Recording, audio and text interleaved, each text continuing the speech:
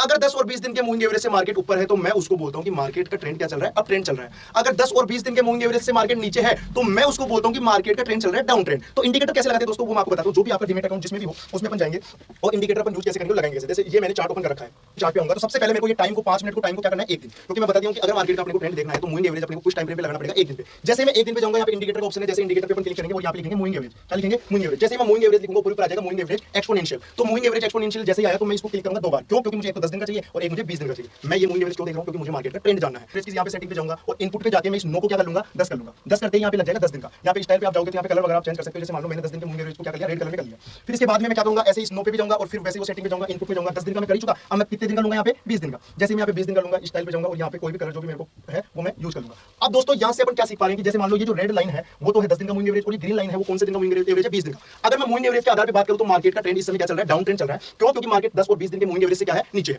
अगर मार्केट यहाँ से इन दोनों लाइनों के ऊपर आ जाएगा तो मार्केट कौन से ट्रेंड में बदल जाएगा, अप ट्रेंड में बदल जाएगा। ये अपन सिर्फ मूविंग एवरेज ट्रेंड देखने के लिए यूज करते हैं कि मार्केट का ट्रेंड क्या चल रहा है। अगर आज हम बात करें तो मार्केट का ट्रेंड चल रहा है डाउन ट्रेंड, क्योंकि मार्केट 10 और 20 दिन के मूविंग एवरेज से क्या है, नीचे है। इससे पहले ये देखो 10 और 20 दिन के मूविंग एवरेज से ऊपर था तो मार्केट का ट्रेंड ये क्या चल रहा था, अब चल रहा था। और अगर मार्केट 10 और 20 दिन के मूविंग एवरेज से नीचे है तो क्या चलेगा, डाउन ट्रेंड चलेगा। मार्केट का ट्रेंड कब चलेगा, जब ये ग्रीन लाइन, जो ग्रीन लाइन है उसके ऊपर मार्केट आ जाएगा तो मार्केट कौन से ट्रेंड में बदल जाएगा, अप ट्रेंड में बदल जाएगा।